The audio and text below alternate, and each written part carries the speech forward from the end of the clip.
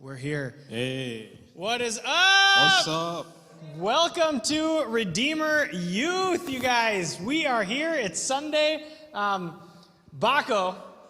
Yeah. Tonight is going to be so awesome. Yeah. Tonight is going to be so awesome. You guys, we got so many incredible things in store for you. Really, truly, we're so excited and honored that you guys are here with us. And if you're connecting with us online because it's snowing outside, it's slippery, it's a little bit crazy out there, welcome here as well. You guys, we have all kinds of fun planned for you for tonight. But what better way to kick off a night, Baco, than just jumping right in with a game? Okay. And we're gonna take a game that we've played, a classic, one that got probably more laughs than any other game, but we're gonna take a little bit of a Christmas twist on this one. So why don't you guys get ready? Because we are gonna play poorly explained Christmas movies, all right? That is what we're gonna do. I'm excited. Baco, tell us how the game works. Okay, so basically we have a list of poorly explained Christmas movies, and whoever gets it right gets candy. We'll just say it one by one, and yeah. So Baco will read a poorly explained explanation of a Christmas movie, right? Right. And you yell out the answers when you think you know them, right? Mm-hmm. All right, correct. Right. And whoever we think guessed it, because I have no idea who's going to be guessing these, is going to win a prize. So let's do this. The first game, we're going to throw out some Reese's Pieces. Hey, and if you guess online before anybody guesses in person here, I'm going to figure out how to get this to you, okay? So there's that as well. Let's start with some Reese's Pieces. Are you guys ready to play round one? All right. All right, let's do this. Here we go. All right, first one.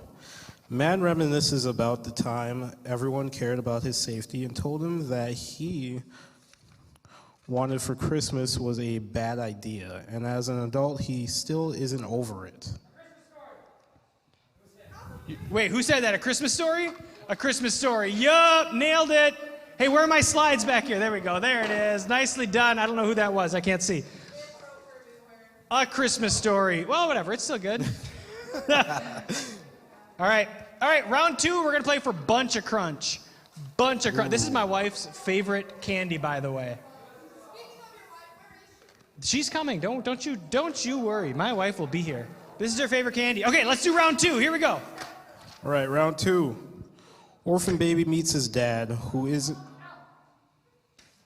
I heard it from back here. Who yelled that out already? Over there? Hold on, read it all the way out there. Read it all the way out. Orphan baby meets his dad, who isn't excited about the way he turned out. Who isn't excited about the way he turned out? Elf. Okay, whose all-time favorite Christmas movie is Elf? Anybody love Elf? Okay, it's up there as like one of my favorites. I don't know. I think it's probably my favorite. Once and a half times. I barely remember. See, I don't like cheesy, and most Christmas movies are cheesy. And Elf is just super funny and ridiculous. So I love Elf. Okay, we're gonna go. Okay, round three. Ooh, cookie dough bites. These are my favorite. Like when I go to the movies, these are the ones I always get. Cookie dough bites. Okay, cookie dough bites. We're playing for cookie dough bites. Here we go. All right. Santa dies, and none of the elves care. Yeah. Yes, yeah, Jared, I don't think you should be able to play, but you're playing, so I'm going to give this to you. Nicely done, Jared. The Santa Claus is what that one was. Nicely done. Okay, this round, ooh. Okay, we're going to spice it up a little bit. We're playing for hot tamales now. Hot tamales. Here we go. All right, fourth one. Isolated man discovers maybe he isn't... Sorry. Isolated man discovers maybe he's been the problem and not everyone else. The Grinch. Nicely done. Yeah. Jocelyn, nicely done. Yes. And not everyone else. That's my favorite line of the whole thing. Okay. Wait, are we doing is this the live action one?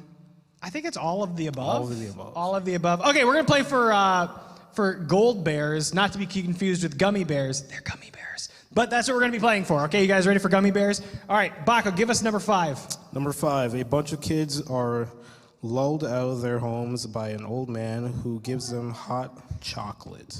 Yes! The Polar Express. Nicely done. You guys competing online, you have no chance because people in this room are killing it. They're killing it. Nicely done. The Polar Express. That's probably my favorite Christmas movie, Okay, actually. I need to pull it together because I don't think I've ever seen the Polar Express. My class actually took a field trip to see it. In Really? theaters. Yeah. Wow, okay. Should I see it, yes or no? Yes, yes. Okay, I got a lot of yeses and Yes. like 2 no's from that one. Okay, all right. Great movie. Polar Express, 10 it's out on of my 10. to-watch list. It's happening. All right, let's go to round 6. For M&Ms. Man has a terrible night that leads to him buying a turkey for his employee. Say it again. Man Not has a Scrooge. What? Oh, someone said it. A Christmas Carol? Yeah, Christmas Carol! There we go! Gabe beat all of you guys to the punch. I love it. A Christmas Carol. Another one that I've never seen. Who has not seen A Christmas Carol? I think I've seen it. Okay, a handful not of us. sure. I'm actually not sure what A Christmas Carol is. I know what who- Christmas carols Who are. plays in it? Depends on which ones you... So there's more than one. I'm going to say Patrick Swayze was in it. That's my guess. I don't know who that is. I don't know who that is. I don't know who that is either. Okay, let's do another. We're going to play for some nerds. Okay, whoever wins this better catch it, because these will explode everywhere, all right? Nerds, we're playing for nerds. Here we go. Round, what are we on, 7? 7. Round 7, let's do this. Ambitious young baker loses all his friends' money and almost ruins a town. It almost ruins a town. Ambitious young baker loses all his friends' money and almost ruins a town. Who's got a guess? Cheesy Hallmark, not, well, maybe Once Upon a Time. This is an old one. This is an oldie. Not Gremlins, but I love that that's where you went with a Christmas movie. That was solid. I love that. Not Gremlins. Anyone else? Have you seen this movie, Brian? I have. You have. I have. This is one of Abby's favorite Christmas movies. Last chance. All right, we're gonna carry this one over to the next round. It was A Wonderful Life was the answer. A Wonderful Life was the answer on that one. Okay, so this round is for nerds and Skittles. Skittles. Ooh, nerds and Skittles. Ooh. So This there we one's go. probably easy. This is a twofer. This is a twofer. Who's gonna win it?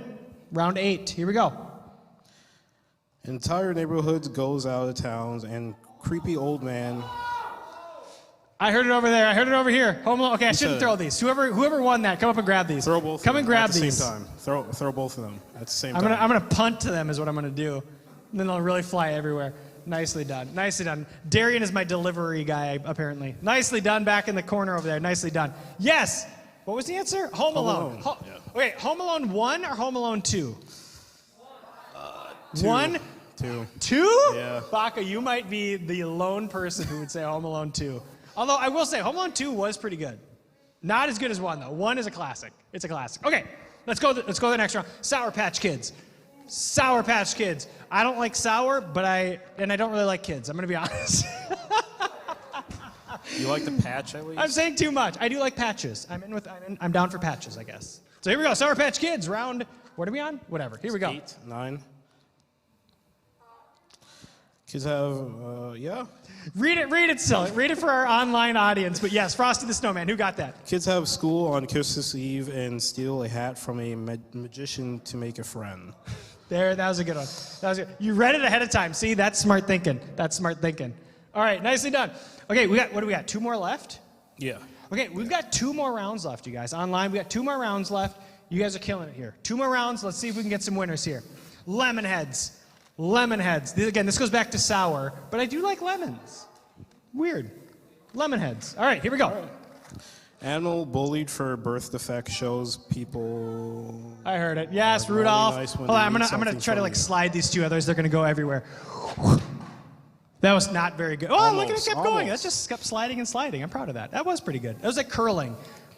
I just needed a sweeper to like. But anyways, okay.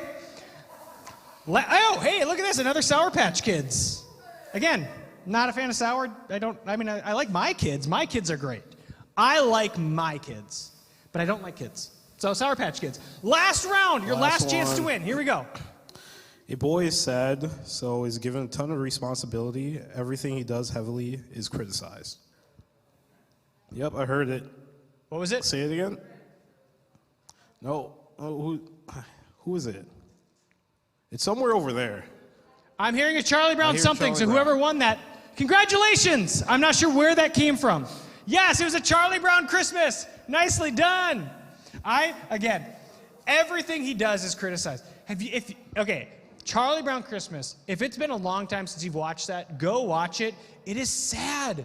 It's sad. Charlie Brown just gets like ripped on. It's brutal. Same thing with Rudolph. Have you guys watched Rudolph the Red-Nosed Reindeer? Like the claymation maybe is what it is? I don't know. Yeah. Have you seen that? Everybody in that movie is just like the worst. They're horrible to each other. Santa is mean. I don't know. Christmas movies. There are some mean people in these Christmas movies, you guys. I don't know. Thank you for playing Poorly Explained Christmas Movies. That's what we got for you on Poorly Explained Christmas Movies. But I'm going to put this down here. All right. So we do have a number of headlines, some things to talk through with you guys. Heads up, some exciting news, some big things. And then we're going to shift gears into something really special. But first, let's get the logistical stuff out of the way. I already maybe said this, maybe I haven't.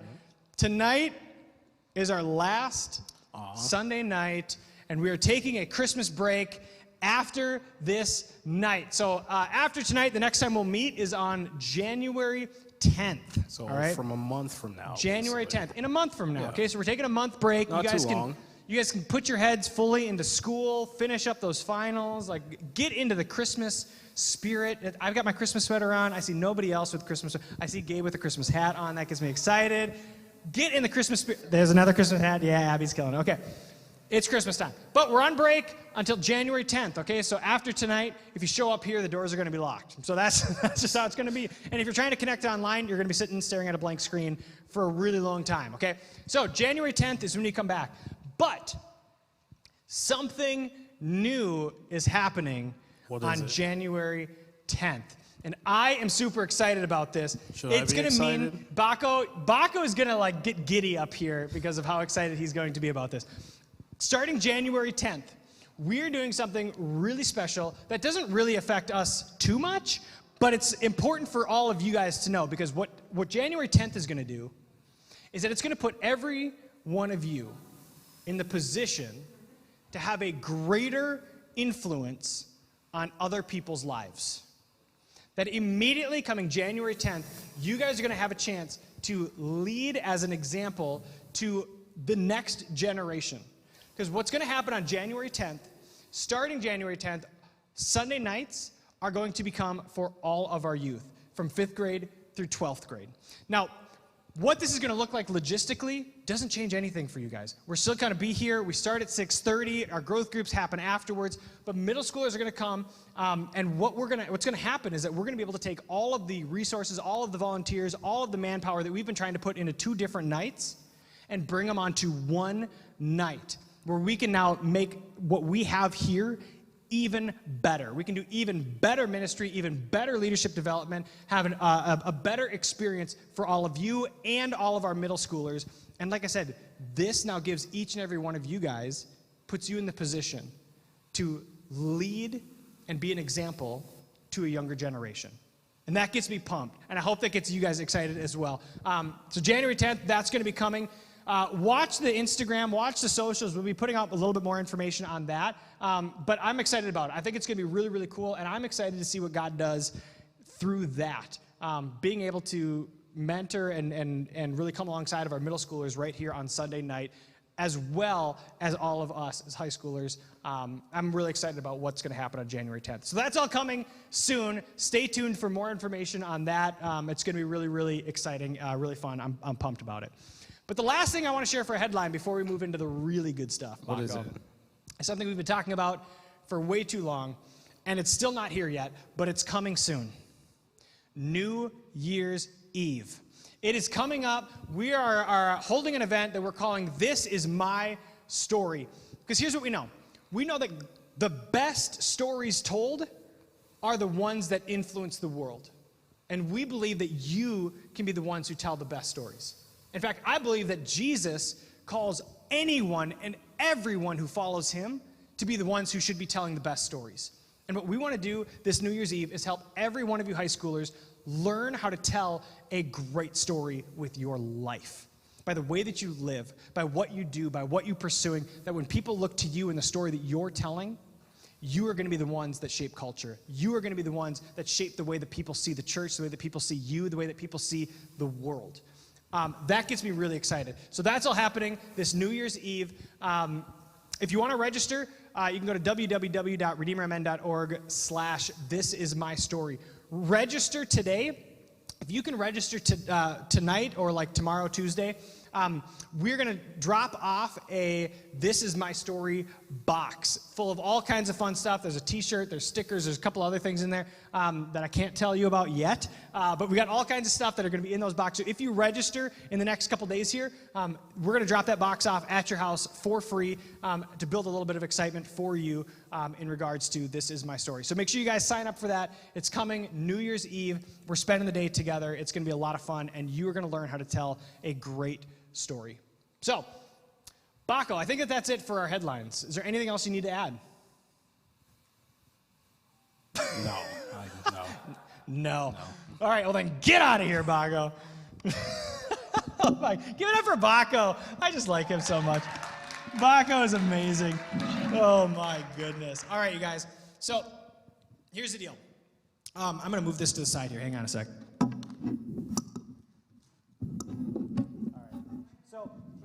My mic went away. Where's my mic? My mic went away. I'm gone. Should I switch my? Oh, there we go. Okay, I'm back. Hello, I'm back.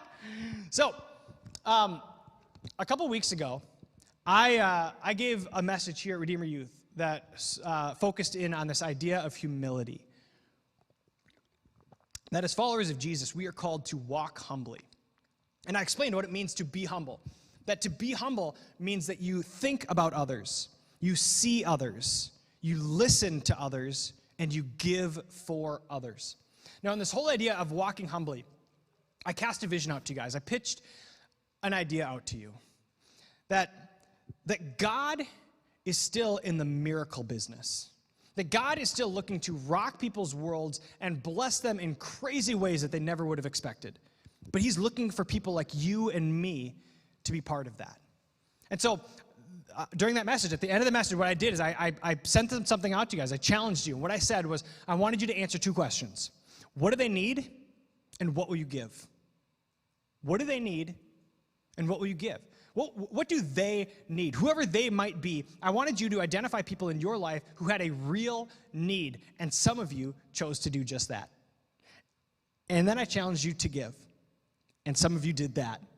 And tonight, we get to see God do some real miracles in the lives of people that you saw their needs. So the first person I want to invite up actually tonight is Colby Hansen. Colby, where are you? I know that you're in here somewhere. Colby, get up here. Get up here. Give it up for Colby. Colby, I'm going to give you this mic. Now, Colby was actually one of the first. You can leave it on, take it off, whatever you're comfortable with. You're fine. We'll keep our space here. Definitely take it off. There we go. Okay, so Colby was one of the first people to recommend a person, to see a need in someone in his life. Colby, tell us a little bit about this person that you saw and the kind of the need that you saw that they maybe had. Okay, so my friend, his name is Carson. Lately, he's been going through a really rough time, and he's just felt like running away from his family. So I just decided that I would try to reach out to him and see if I can help him in any way. And I love that because, I mean, all of us, we have friends, and most of us probably feel that too. Like, life, especially in a pandemic, can get pretty lonely. It can get pretty, feeling like a bummer, right? And Colby didn't see that just in himself, but he saw that in the people around him, and specifically in this friend. Now, Colby, I know that you and this friend, that you guys do some activities together. Like, you see each other, you hang out, you play some things. What specifically did you know that he really, really enjoyed? Okay, so when I hang out at his house, it's normally me and two other guys, and we always play at least 1 or 2 games of Monopoly. Which cracks me up because Monopoly is such an old game, and I was like, you guys play Monopoly? That's ridiculous. Every time. But Monopoly, okay, and what else? And then later we'll normally end the night with a big Nerf war. Just cause. End the night with the big old Nerf war. So Colby, we decided to bless your friend. We decided to do a little bit of a miracle in his life, to do something unexpected for him. And you actually recorded the whole thing on your phone. So Tech team, cue up the video. Let's check this out.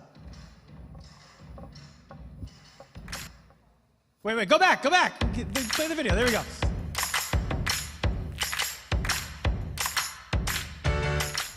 All right, guys, I'm just about to go drop off our first What If Christmas gift. I'm pumped. Here we go. Oh, it's a box. Oh, they're both boxes. This is a slightly heavy box. There's something in it. Oh. Oh. Oh. Oh.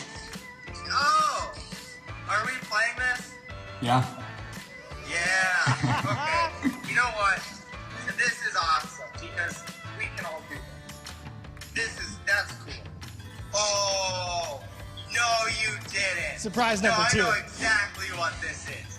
Like, I don't know exactly, but I know what it is. Like, I know what it is because I felt it and I know exactly what box it is.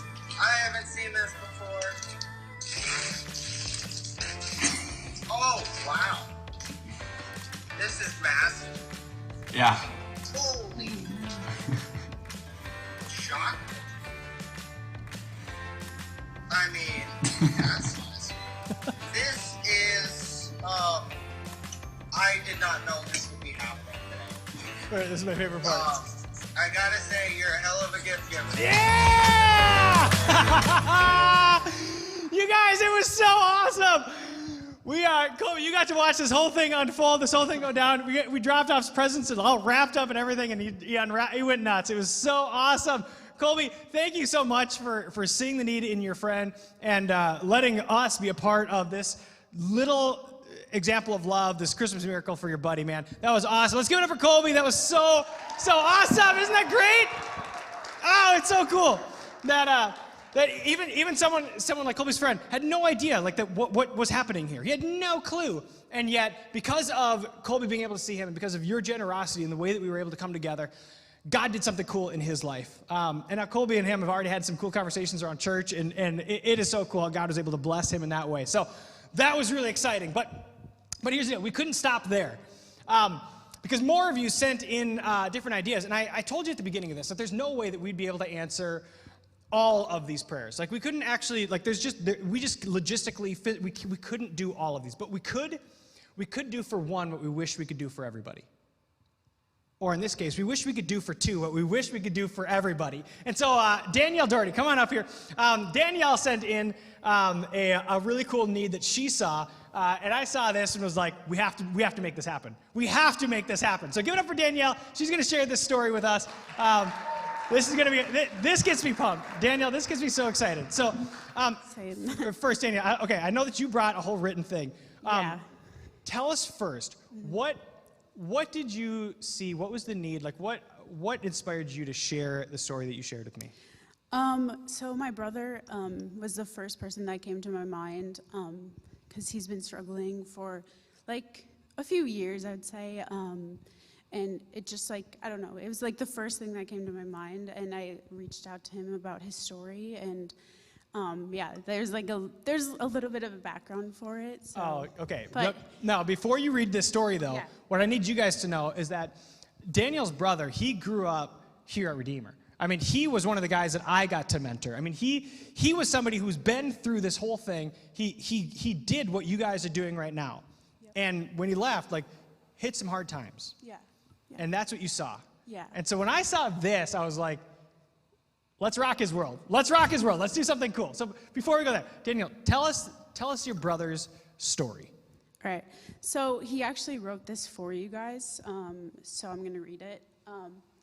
It's for his words, or it's written in his words. So it goes, "Hi, my name is Kevin, and this is my story. When I was younger, life was easy. I went to church, AWOL, and I was in sports, but soon after graduation from high school, I started to party and lose myself to drinking and smoking. I didn't realize, sorry if I get emotional. I didn't realize this would turn my life upside down and spiral into addiction.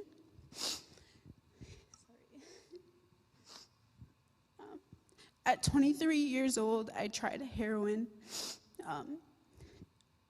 I started chasing a high that felt normal and right, but this drug soon started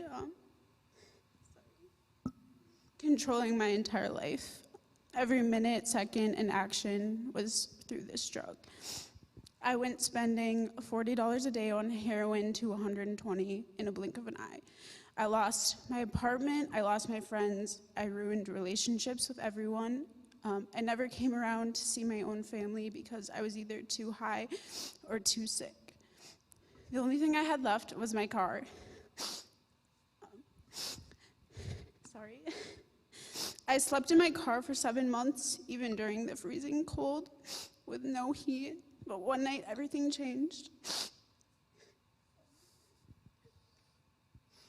I hit rock bottom, and I was detoxing off heroin in my car while a cop found me and thought I overdosed. They took me to my family's and impounded my car, and at this point, I was tired, broken, and hopeless. I had nothing left to my name. So my parents took me in, and they found a treatment center for me in Florida that specialized in heroin addiction. I was moping around too drug sick to even do anything, and I knew I had to change my life, so I agreed to go down to Florida. Since then, I've been in Florida, and I've turned my life completely around for the best. And it wasn't by myself. During this past year of working on sobriety, I've slipped and fell, and it can be tough, but every time I got back up and pushed myself to be a better person, by the grace of God, I now have 6 months clean of sober, and 6 months clean and sober from drugs and alcohol. I have a roof over my head, food every day, and a job that I show up to, which I never would have thought in the past I would be in this position now.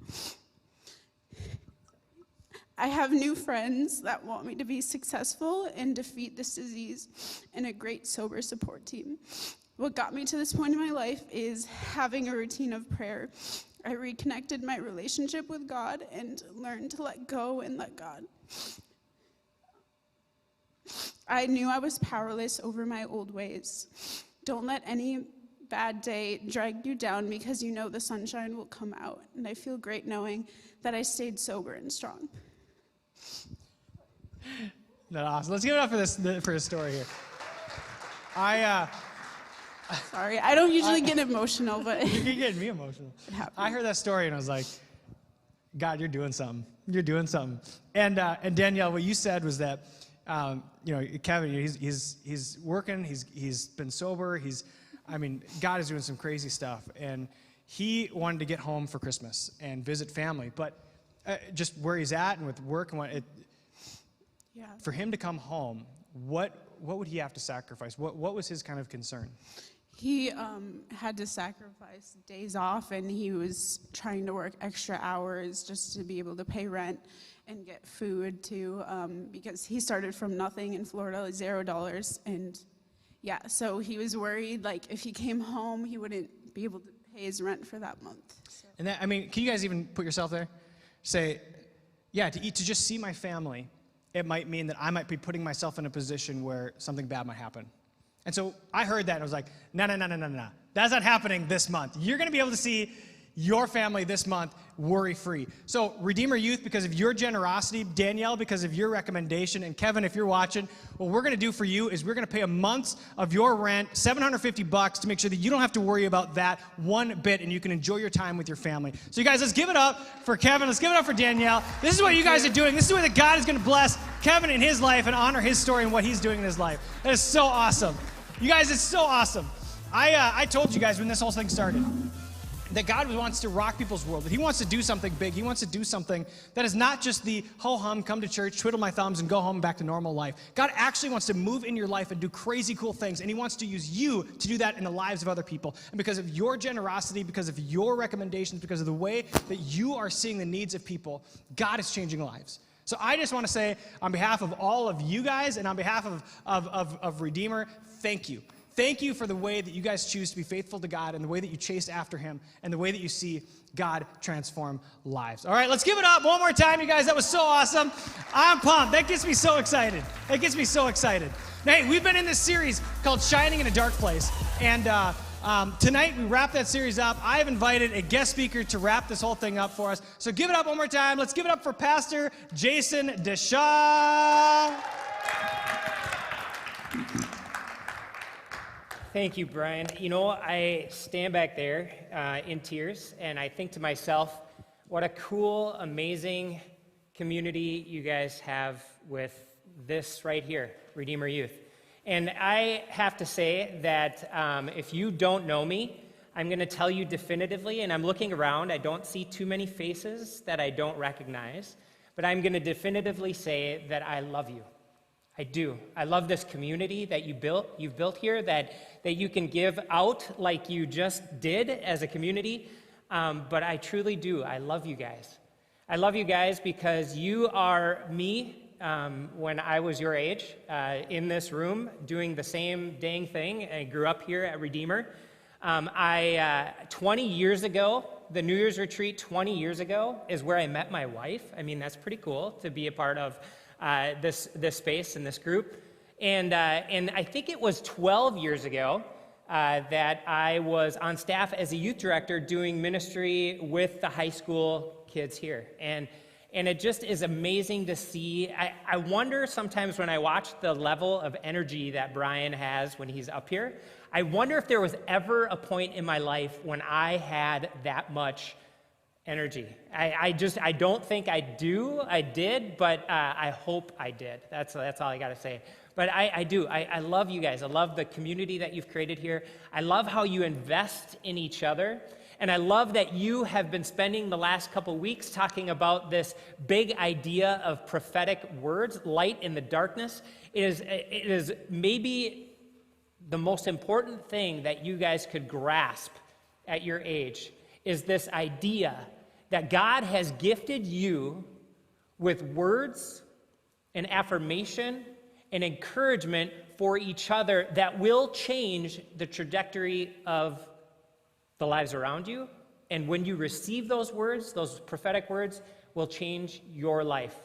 It's incredible. You know, you have been talking about this idea of prophetic words and how it is seeing through the lens of God's perspective the best in each other so that they can experience the fullness of what God has for them.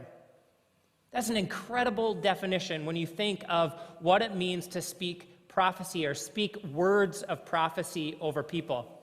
And so you spent the last 2 weeks really talking about that. And I want to share with you as an example of just how it can be even in the little things that you do, that you speak incredible encouragement, incredible prophetic word over each other and the people that you had come in contact with. Because I was in 6th grade.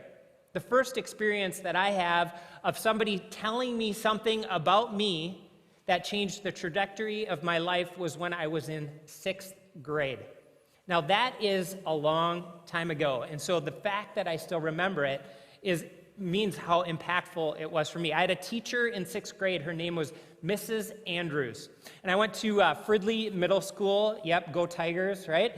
And in Fridley Middle School, it was actually the very first year that it was a middle school. So, you know, the first year that 6th graders could go to middle school, and I know 5th graders are there now. So I mean, we're talking, you know, maybe before there was, you know, asphalt on streets and all that kind of stuff. So it's a long time ago.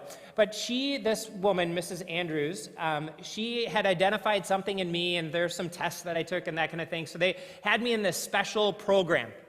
And so I would sit and I would kind of independently learn during almost my entire day. And then I would go back into, you should read the book I wrote. I wrote a book in 6th grade because they made me sit in a room by myself. So how about that? But they would make me do this, and then I would come in just for a little bit into the classroom so I could see my friends and kind of interact with other kids. And what was happening is, because I was by myself, and one thing, if you know me even just a little bit, you know I am an absolute extrovert to whatever caricature you have in your mind of what it means to be an extrovert. That is me. We lined up as a staff according to how extroverted we were, and it was Lene, Brian, and then I was like way over on the other side. So I am so extrovert. I need other people. I need to be around people and connect with people. So I would get into the room with my teacher after spending hours and hours by myself, and I would be incredibly disruptive. Because all I wanted to do, I hadn't seen my friends all day. I just wanted to talk to them, see what they were doing, find out what it was that they were been up to. What did they do at recess today? What are you guys doing for gym? I don't have gym in the same way. I go out and do things on my own. What are you guys reading in school? I mean, I was just absolutely into what they wanted to do. And my teacher was picking up on how disruptive I was. And so she took me aside and she said, I don't know if you know this, but you're special. And when you're disruptive, all the other kids are disrupted by it. Because they look up to you and they take your lead. And I remember this conversation. I'm just this little kid and just wondering how I fit in. And she's like, here's somebody saying that I'm special and that there's other kids that look up to me. And my behavior matters because of that. And from that moment, number one, I hated getting in trouble, so I never got in trouble again in that same way, so I wasn't disruptive. But from that moment, I really did take that idea that she had planted in me that I believed about myself because it was coming from somebody that I trusted and I cared about, and I started to own it. I started to be somebody that maybe some of my peers and some of the people that I went to school with would look up to. And so I lived that out, and I became a better person because of those simple words. She was just trying to get me to shut up, just by the way. But it changed the trajectory of my life. And I think the same thing can be your experience as well. And so we've been talking about, peer-to-peer, the people you speak into on a regular basis. We've been talking about that and how that generates the hope of a future that is better than today, for you and for the people that you share that with. But what if I were to tell you that the most incredible hope, the most incredible word of encouragement that has ever been spoken about you as an individual by name, think of your own name in your head right now, bam, you, exactly you.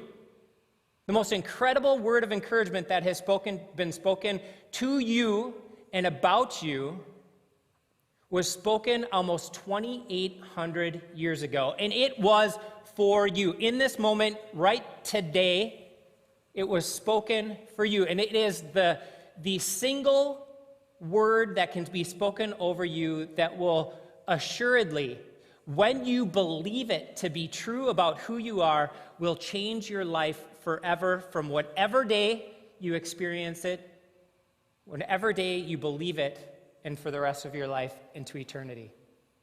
If I were to tell you that to be true, would you think that's a pretty good thing? To have the most incredible, life-changing, life-altering word spoken over you in this moment, that it was so much a part of the preparation for this moment, that the wheels started turning to make this moment work 2,800 years ago. If I were to tell you that, isn't that pretty incredible to think about that? And I think about those kind of things, and I think how incredible it would be to just be able to receive that encouragement and have our lives dramatically shifted. First, I want to just talk about some of the misconceptions or the ideas that we can have about a prophetic word. Now, prophecy can be a lot of things, but it is not all of these things. And so there's going to be a few words that are put up on the screen. The first is a word called anticipation. Anticipation, if you've ever played a sport, if you anticipate the next move of your opponent, you can defeat that opponent. If you can anticipate in driving, you can avoid an accident. I love to talk about anticipation with my my sons that are one who's driving and one who's getting ready to drive, and thinking about, what it means to be thinking ahead. There's this hockey player. He's probably out of touch, too old for any of you guys to remember, but I think he's still probably the greatest hockey player of all time, Wayne Gretzky. And he has a famous quote. It's quoted all over the place. Steve Jobs, when he was still alive and in charge of Apple, used it as the directive of how they were always ahead of the game at Apple. And he said, and when asked what made him the very best hockey player on the planet, he said, most players go to where the puck is, and I go to where it's going to be. That's the difference. Anticipation. Anticipation can be prophetic because you are seeing ahead if that anticipation is given to you by God. The next word on that screen down on that list is a word, intuition. Have you guys ever had that word thrown at you? Women's intuition is a very sexist way of talking about it, but we all have this innate sense of things that are good or bad that are coming down the line. When I was out of college and looking for a way to earn a living alongside being a youth director, because that didn't earn a living for me, I got into a company that was financial services. And I love people, and I love to see them do better, and taking their money for my money was really a difficult hurdle for me to cross. And I knew when I started that job that was not going to be a long-term fit for me. In fact, I would go home feeling miserable about what I did every single day until I was done with that job, until I left that job for something else. It was an intuition. I knew the experience. I had information at hand that allowed me to predict the future and know that this position was not going to be a good fit for me. That's that idea of intuition. It can be, if it's coming from God, if that information is coming from God, that's prophetic. But it also can exist on its own. It's just we can read the situation and know it. The last one is predicting the future. Now, you've heard of, there's famous prophets outside of God's word, people like Nostradamus, and he makes all these predictions, and he words them in such ways, clever ways, really insightful ways, and some of his predictions have come true, and some are yet to, maybe, or maybe never will, but he just has a way of kind of formulating that. But this is where you have to be particularly careful. I think the modern day prophet, the modern day Christian, follower of Jesus Christ prophet, this is where they get into the most trouble. In 2014 and 2015, there were 4 blood moons. What that means is the moon turns red because of the way the atmosphere is and the trajectory that the sun plays across that atmosphere and illuminates the moon. And so it creates a blood moon. And it's only happened in the recorded history just a few times.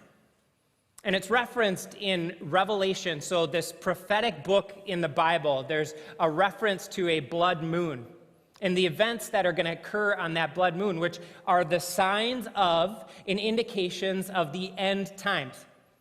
Brian made a reference to that just earlier tonight, that we're living in these last days, the time between when Jesus came and when he comes again. We're living in these last days, but the blood moon is supposed to be that indication that these days are over and Jesus is coming back.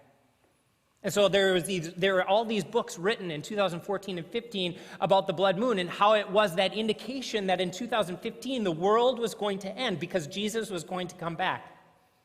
So what do you think, as we stand here in 2020 and those prophecies have not happened, what does that do to the credibility of those people who write those prophecies? How, are they still credible? If that prophecy doesn't come true, what does that mean about who they are? Does it mean that they're maybe not a prophet, right? Do you think God's downloading wrong information to people so that they can lead people astray, cause people to make bad decisions? Do you think that's what God is doing? No, he's not doing that, because remember, that prophetic word is to bring encouragement to the people of God, to lead them so that they can experience the fullness of what God has prepared for them, right? And so when we talk about this incredible prophetic word that God has prepared for you over the course of 2,800 years, we want to make sure that the origin of this, the prophet who shared this with us, is credible, is believable, that his word stands true, that there are prophecies that this person has said that have already come true. And we're going to be talking about a prophet who has a word for all of us, who lived almost 2,800 years ago. And his name is Isaiah. Now, if you're to flip open your Bible, Isaiah is one of the longest chapters in the Old Testament. So the Old Testament is that pre-Jesus time in your Bible. And he wrote what became 66 chapters about what was going to come for the people of God. Now, it's almost, the first series of chapters that take you, not quite halfway through the book are very much about the first 100 years that came after Isaiah. And then the remainder of that are things that have happened in the last 1,000 years. Or last 2,000 years. So it's pretty incredible to see this scope of what he shared. Now, he begins by sharing about two particular opposing forces against the people of God, that they were going to be overtaken by these particular forces. And he died before it happened, but those two forces did eventually overtake the people of God. So prophecy fulfilled. And in fact, we're going to talk about not all of them, but we're going to talk about some of the 27 prophecies that Isaiah shared that prove his credibility, that prove that he is telling the truth, that make everything he says carry more weight because they are fulfilled, meaning they are made true by historical events that are to come. The first one that I want us to take a look at is towards the beginning of the book of Isaiah. And he writes these, Isaiah spoke 27 prophecies that are fulfilled by Jesus and recorded in the 4 Gospels in the book of Acts.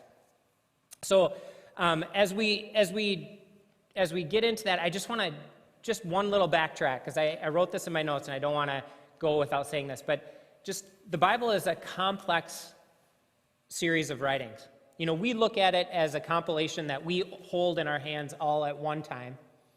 But these are the works of 35 different authors, written over the course of almost 2,000 years.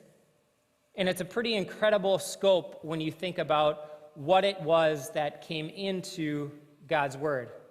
And so we look at it as a whole, as a single document, but in reality, it's books, it's poetry, it's letters, and it's compiled because it has one central truth in common. That's Jesus Christ and the story of his people. And Isaiah speaks these words, again, reminding you that this is 750 years before Christ, so BC, before Jesus is born, before the very first Christmas. He writes these words, "Therefore, the Lord himself will give you a sign.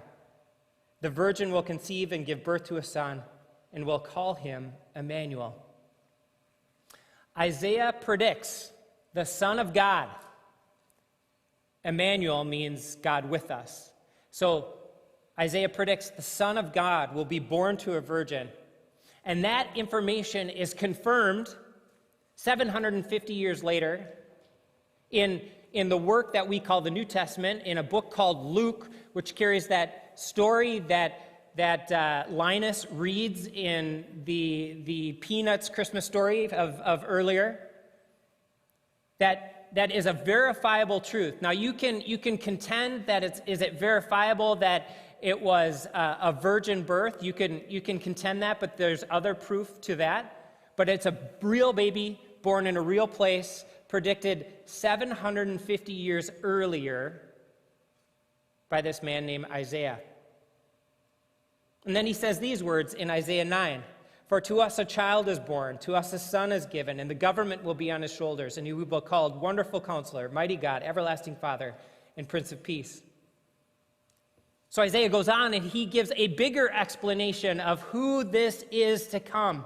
A prophetic word that articulates what this person was going to be all about, that the government was going to be on his shoulders. When you read the account of Jesus' life, you can see the contention between he and the government, and how, yes, that government does ultimately succumb to who Jesus is and help him fulfill what God needs him to do. You can see that about him. You can see that he is a wonderful counselor. Wonder meaning wonder-inspiring. Our minds can't get around how incredibly wise this man is. If you read the account of what he has said, it is beyond our capability to understand how one person can be that incredibly wise, because he is truly the Son of God, that he is a mighty God. Truly beyond human power, strength, a superhero. He is a mighty, mighty God. That he is the everlasting Father, that he's not subject to time, that he is something to be counted on for now and forever. And a Father, paternal in nature. And then finally, that he is the Prince of Peace, meaning that he is going to build a kingdom that brings peace to the world.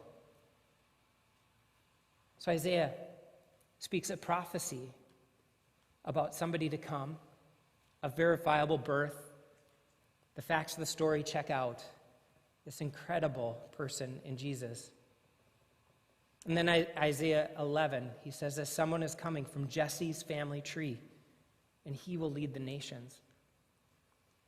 And I know it doesn't mean as much today, but genealogy meant everything in this day and age. Now, I know that, Forever 21 and people are doing all their own kind of discovering where they're from and what heritage they come from and finding all these crazy things about themselves. But it was everything.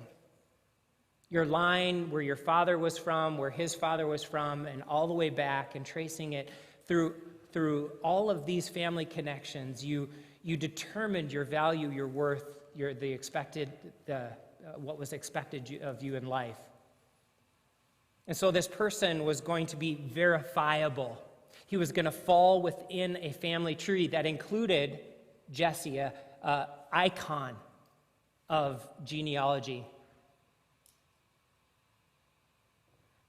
It is confirmed that all of the generations that are a part of this genealogy of Jesus confirmed in this one statement that he was going to come from the line of Jesse.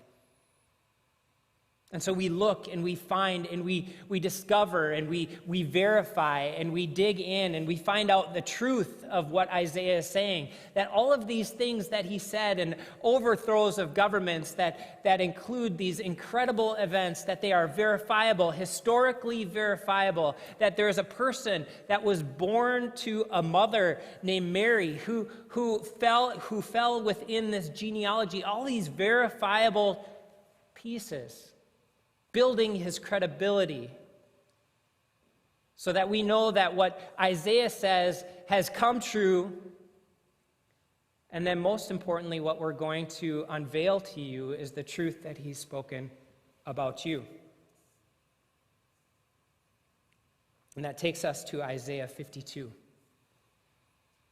But this is still that prophetic person. So this is before Jesus exists, but this is what the he here is, the Jesus that we know from our perspective of 2,000 years after his birth. But he was pierced for our transgressions. He was crushed for our iniquities. The punishment that brought us peace was on him, and by his wounds we are healed. I took a little time. I just wanted to put it into words that maybe make a little bit more sense for us. Jesus was pierced by both nail and by spear for our sins.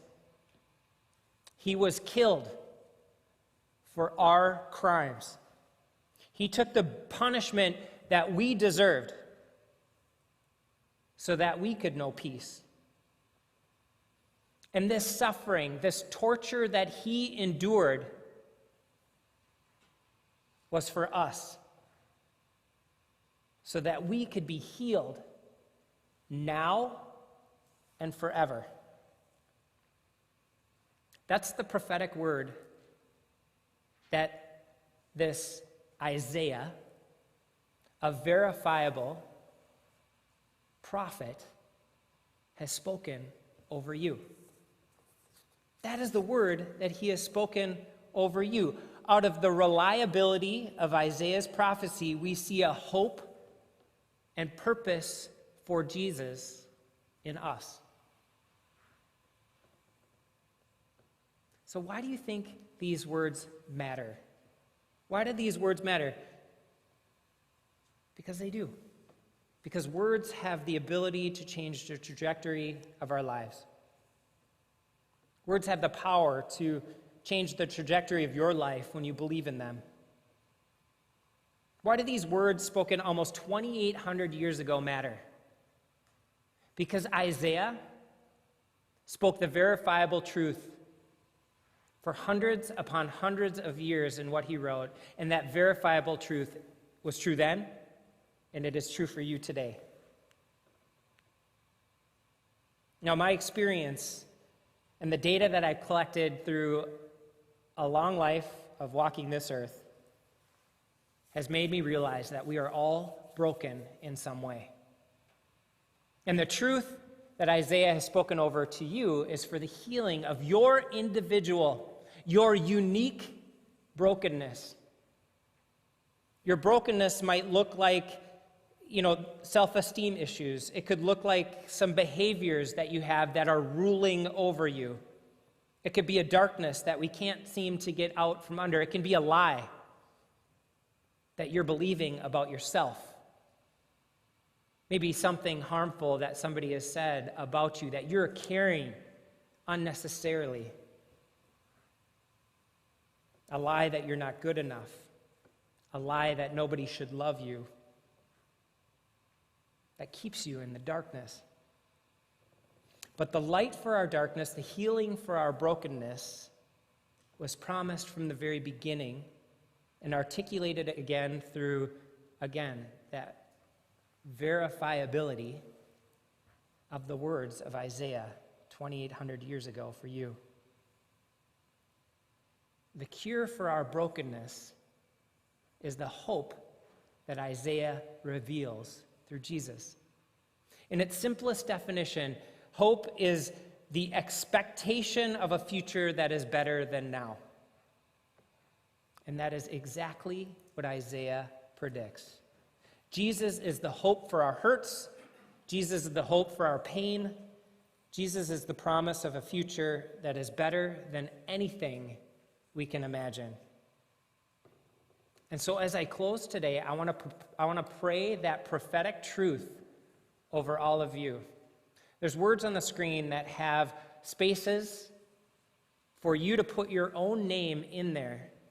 And so as I pray these verses over you, as I pray this prophetic truth that can change the trajectory of your life, if you receive the healing that these verses promise, I would just ask that you would just place your own name as I pray that over you this evening.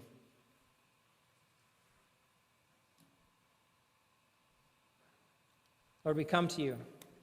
We come to you in our brokenness, and we know with expectancy that your word transforms our lives. And so we pray the words of your prophet, Isaiah, over each individual in this room, specifically where they're at. Jesus was pierced for Jason's, for Brian's, for our transgressions. He was crushed for my iniquities. the punishment that he brought on everyone involved with Redeemer Youth. For that peace was on him. And by Jesus' wounds,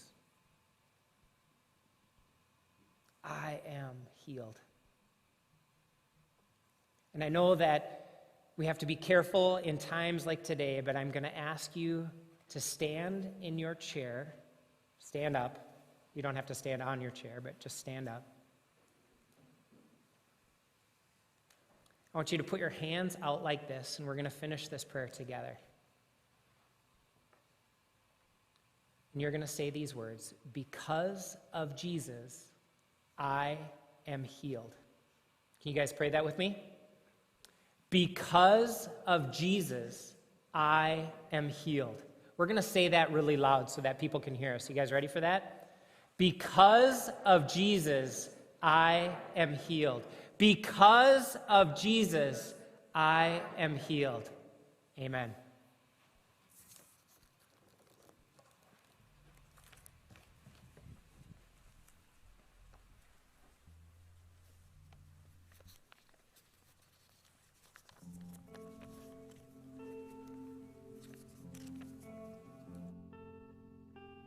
I was an orphan lost at the fall, running away when I'd hear you call. But Father, you worked your will. I had no righteousness of my own. I had no right to draw near your throne. But Father, you loved me still. Love before you laid the world's foundation. You predestined to adopt me as your own. You have raised me so high above my station. I'm a child of God by grace and grace alone. You left your home to seek out the lost. You knew the great and terrible cost. But Jesus, your face was set.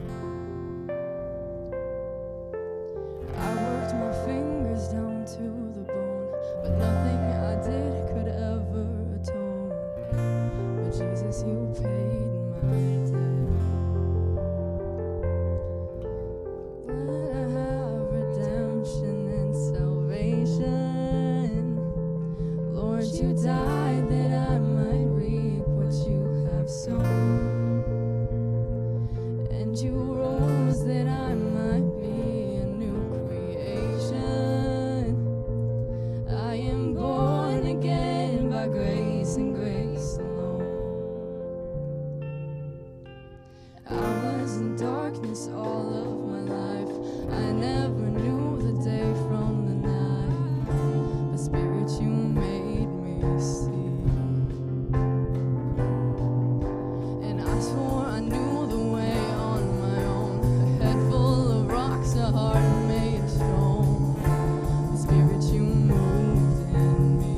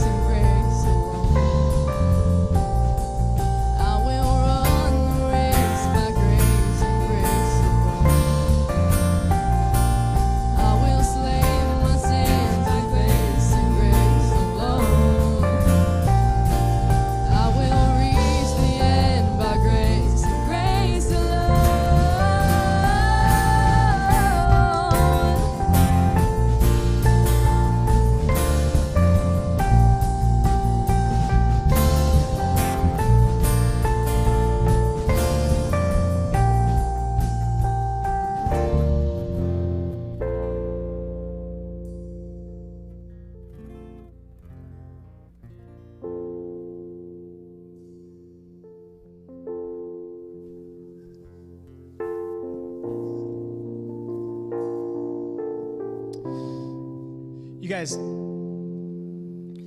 message that you heard from Jason tonight is possibly one of the most important messages that has been given to the world. That Jesus, years before he ever came on this planet, years before he ever walked on earth, God was speaking through people, using prophetic words to speak hope. To say, I know things are hard right now. I know life doesn't look great right now, but God's coming. God is coming. And when Jesus showed up, everything changed. Now, I wanted to explain this to you guys after Jason's message, but I wanted to give you a visual to it. That's why I got this present here. I've got my two people who are going to help me with this and then share something else with you at the end. Mackenzie, get up here. Ashton, where are you at? Come here. This is your cue to come on up. Okay, great. All right. Now I want to just show you guys this, because this is not rocket science. Okay, this is not like going to be super mind blowing to you, but this changes everything. You see, what God did is he saw a need, right? He saw us in our brokenness and our sin, in the things that kept us from him. And that wasn't okay with God. And so God found a way to fix it, right? That God, in his humility, he sent Jesus. He sent us this gift, right? This gift called Jesus. And when Jesus came and what Jesus did and what was prophetically spoken about Jesus, he came and he did it. That what Jesus did is he takes away our sins. He gives us forgiveness. He gives us grace. He gives us salvation. He gives us hope. He gives us this ability to live an incredible story with our lives. He gives us all of this. But a gift has to be received. Now hang on a second. Because, Mackenzie, you can give that gift to Ashton all day long, but Ashton, until you receive that gift won't actually ever be yours. And you see, that's what we do so often, is that we hear these stories about God, we hear these stories about Jesus and all of the incredible things that he has, but we live a life that doesn't actually receive it. And we stand like Ashton, hands in our pockets, without ever getting to receive the gift. But my encouragement to you, my call to you is this: to receive the gift that Jesus has given to you. Okay, I'm going to visually see this. To receive the gift that God has given to you. Now, this isn't rocket science, is it? This isn't crazy. God has given you everything that you need. But it's up to you to receive it. And tonight, that's my invitation to you. That you would receive the promises of God that were prophetically spoken through Isaiah, that are prophetically given to you through Jesus. It's a gift that is yours. And tonight, I want you to receive it. Now, that's not the only reason why I invited these guys up here. You maybe don't know this, and I'm whatever. New Year's Eve is coming up, and I went a little sneaky here. And I got two people here who are going to be emceeing the entire New Year's Eve night, you guys. Mackenzie and Ashton are going to be emceeing it. I'm pumped. They're pumped. And I invited them onto the stage tonight to share a little bit about the New Year's Eve, what the night is going to look like. But I actually lied to you guys, because that's not actually why I invited you up here on the stage. You see, I told you guys that God is in the business of rocking people's worlds, right? And Ashton, somebody here saw a need that you had, and they recommended it to me, and I did a little digging, and as you know, we had to do a little bit of filming over the New Year's Eve for this incredible thing that's going to happen. And I don't know if you recall, but on Wednesday during lunch, I kind of grilled you about what life is going to look like post-high school. And Ashton, you were having some worries, some thoughts. You're trying to figure out what this next step of your life looks like, where you're going to go. Is it going to be the Marines? Is it going to be boat? Is it going to be college? Is it going to be work? Kind of what's it going to look like? Are you going to do carpet? What are you going to do? And I was praying, and as I was praying for you, Ashton, I heard something about you making a decision about what that would look like. And I pulled some strings, and I wanted to make sure that you knew that God was listening, that God is hearing you and where you want it to go. So Ashton, that's not just a present. That actually is a present for you. I want you to open that up really quick. Because Ashton, what you said was you weren't sure if you wanted to go to Bode or not because it's going to cost a lot of money, and it might just get canceled anyways. And so what I know is, open that thing up. What I know is that come, January 15th, something like that, there needs to be a down deposit to make sure that you even have the option of going. And so, Ashton, on behalf of Redeemer Youth, we're giving you $500 to pay for your deposit so that you have the choice of going to Bode if you choose that you want to do that or not, all right? So, you guys, so that's what we're going to do. We're going to bless Ashton in that way. Ashton, that's yours. Now, hold on. Now, wait a minute. Ashton, because I know that God was hearing you and he was listening, and that's awesome, but that's not it. Because what I also know is that if you are going to, if you're going to follow this path, if you're going to go there, and really no matter where you end up going, one of the things that I know that you are going to need is a passport. And so on behalf of Redeemer Youth, Ashton, we're going to pay for you to get a passport too. $145 is yours to pay the cost of you getting a passport too, okay? Let's give it up. Ashton, God is opening doors for you, and he's got awesome, awesome plans for you. And Ashton, I also know that that's going to be crazy awesome, and that God is blessing your life, and that, you now have the option to go to Bode if you want to. You are going to get a passport, whether that's where you go or just in the future you want to go on a vacation and go overseas, okay? You have that. But what I also know is that this next season of life is going to have more. And there are going to be more expenses for you. And so again, on behalf of Redeemer Youth, Ashton, we're going to give you an additional $850 to make sure to cover costs of whatever that's going to look like, okay? So Ashton, we're going to bless you. God hears you. He knows that you have a plan. This is how we're going to bless you, man. We said, what if this Christmas? And you are the person that God wanted to bless. So Ashton, it's yours, man. Let's give it up.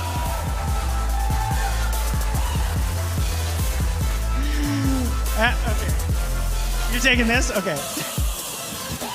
Yo, I don't even... That's crazy. That's crazy. All of you guys, the church, like everybody that puts into this, it really means something. Like, I really appreciate all of this. And you guys and the church, it means a lot. Dude, okay, I don't even care. Love you, man. You guys, God is in the business of miracles. God is in the business of rocking people's worlds. And that is going to be our story here. That when people come here, we're going to encounter God. So you guys, tonight, you guys have a chance to go to your growth groups. If you're watching online, you're going to be able to connect in your growth groups as well. But you guys, we got to take our step. We got to wrap this thing up. So let's stand together. We're going to take our step, and we're going to have some fun. Remember, we break until January 10th. But right now, today, you guys think about how God wants to use you to be a miracle.